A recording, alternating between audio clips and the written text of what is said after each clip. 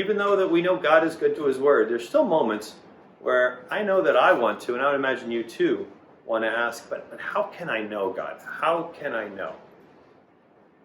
There are promises concerning your kids, your marriage, your potential marriage, your salvation, your relationship with God, how God views you, how he really sees you, all the way to the bottom.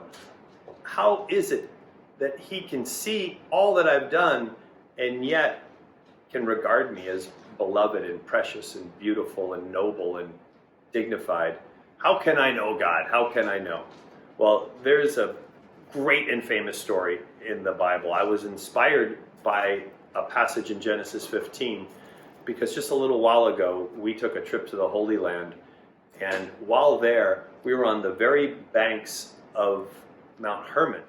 Okay, here on the Holy Land tour, we're now at the foot of Mount Hermon. And this slope right here on Mount Hermon that's right behind me is really traditionally regarded as rather famous as the spot of the covenant of the pieces that we read about in Genesis 15 about God with Abraham. This is a bit of a quizzical chapter, but in this covenant, God asks Abraham to arrange animals, to cut them in half and arrange them, thereby creating a path of blood in between. We know from Jeremiah that this was a traditional covenant by which one would walk through the pieces, walk through the blood, basically stating that if I were to break this covenant, let me be torn asunder as these pieces are. And so as the covenant is established and Abraham anticipates walking through the blood path, darkness comes over him.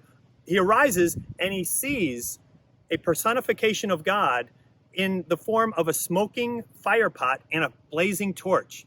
Two different images, but two different actual presences of God. And rather than Abraham walking through, God walks through, and then God walks through.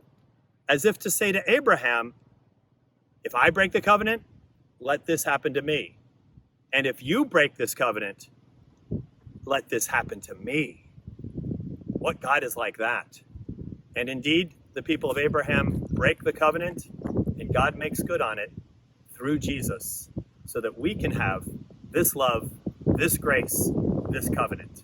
This is no small promise, because the land on which he is standing is really ground zero of evil. The banks of Mount Hermon. Mount Hermon itself means abomination.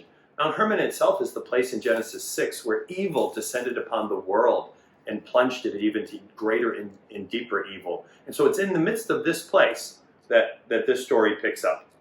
So in Genesis 15, right after, it says that Abram believed the Lord and he credited it to him as righteousness. So Abram is in a believing mode, and yet God goes on to say, he also said to him, I am the Lord who brought you out of Ur of the Chaldeans to give you this land and take possession of it.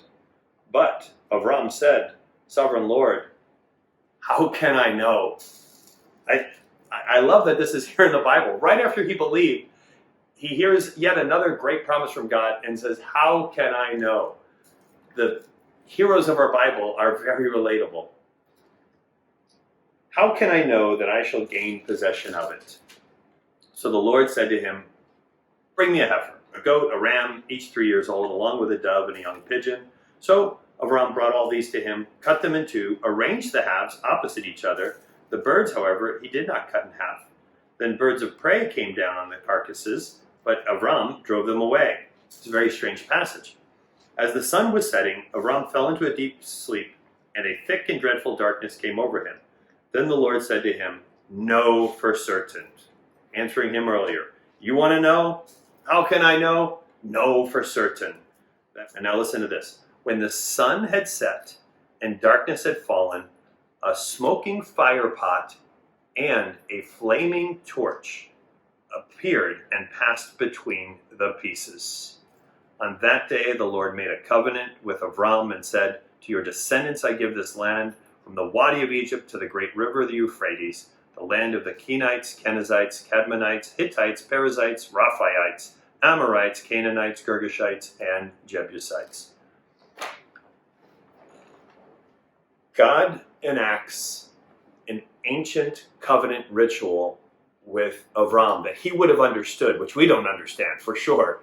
But in looking at this a little bit more deeply, it's astounding when we do, because this ancient covenant ritual is one in which you would cut the pieces of these animals asunder, create a blood path of covenant in between them, and then, as one who is the vassal before a lord, you would walk through those pieces, pledging allegiance to the covenant and to your Lord, and also recognizing that if I break this covenant or fail to fulfill its requirements, I am saying that I will then be made like these pieces and torn asunder.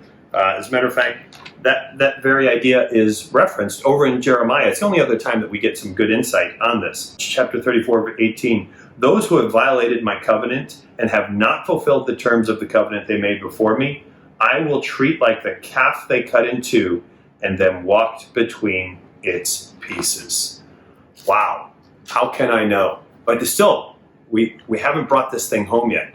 How can I know? Well, God says, here's how you can know. Set it up. Set up the covenant that God says to us. How can you know that I love you? Here's how far I'm going to take this. If I break this covenant, may I be like these pieces. And if you break this covenant, may I be like these pieces, because he goes through twice. And what's interesting is, in that very spot is the spot in Mark 8 where Jesus says, the Son of Man is going to be betrayed and handed over into the hands of the elders and the chief priests and crucified. How can we know? God went through twice. How can we know? We broke the covenant, and God made good on it through Jesus.